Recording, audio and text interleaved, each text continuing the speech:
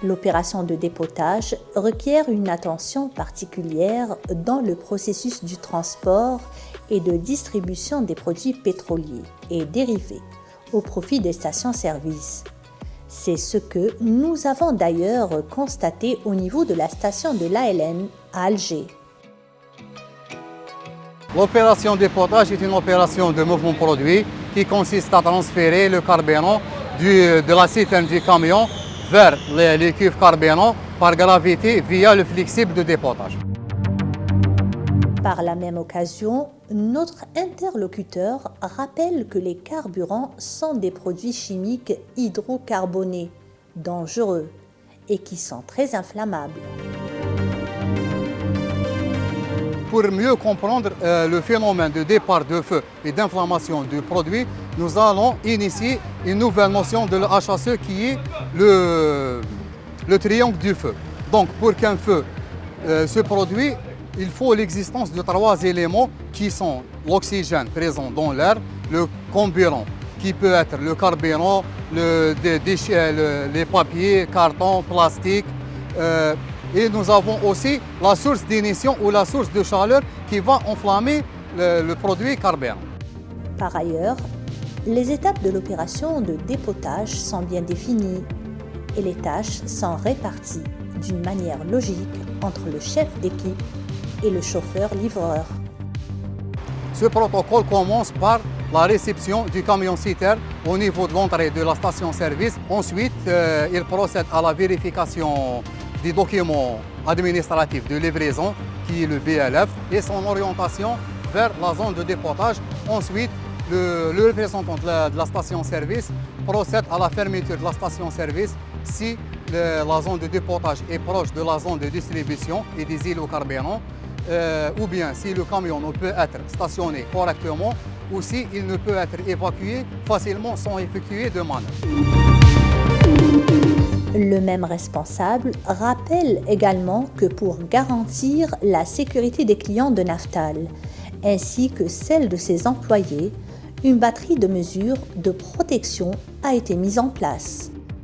Pour assurer la sécurité pendant l'opération de dépotage, nous avons le premier point qui est très important et le port de la tenue de travail et des EPI par le chauffeur et du chef d'équipe. Le deuxième point, c'est isoler les sources d'ignition qu'on a identifiées auparavant dans le triangle du feu et qui peuvent être une flamme nue, la cigarette, le moteur et des étincelles générées par des travaux à chaud tels que le découpage, le soudage. Nous avons ensuite l'arrêt du moteur, la coupure de la source électrique du camion. Nous avons aussi le serrage du frein à main, la mise des cales au niveau des roues. Nous avons ensuite un autre point qui est l'interdiction de l'opération de dépotage s'il y a des conditions météorologiques défavorables telles que la foudre, etc.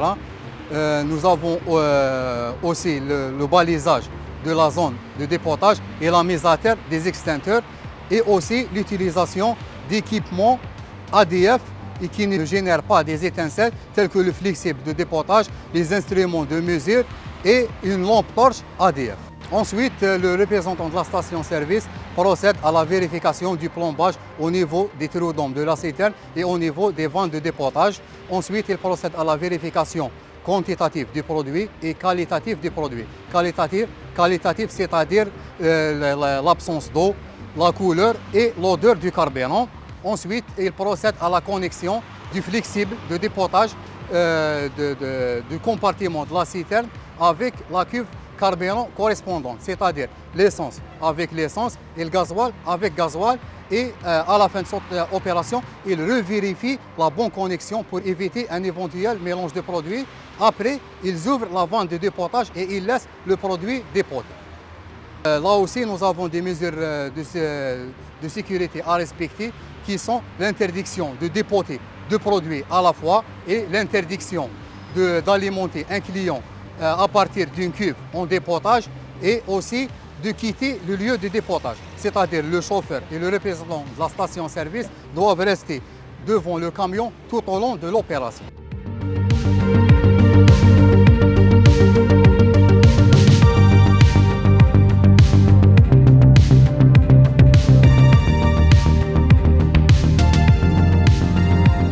Et situer enfin les tâches et les responsabilités du gérant de la station-service et celles de l'agent de la société. À la fin du dépotage du premier compartiment, il passe au deuxième compartiment et ainsi de suite jusqu'à le dépotage de toute la cargaison. À la fin de cette opération, le représentant de la station-service vérifie que la totalité de la cargaison a été dépotée et il procède à la signature des documents administratifs. Maintenant, si au cours de l'opération de dépotage, on enregistre un mélange de produits, la mesure à entreprendre, c'est d'arrêter immédiatement le dépotage, laisser les flexibles tels qu'ils sont jusqu'au passage de la commission d'enquête et d'appeler le chef de CDD et le chef de service commercial du district. Le but de ce protocole est de situer les tâches et les responsabilités, prévenir la survenance d'un accident de travail, prévenir la survenance d'un incident ou d'un départ de feu, prévenir la survenance d'un débordement de produits et pour terminer, prévenir la survenance d'un mélange de produits.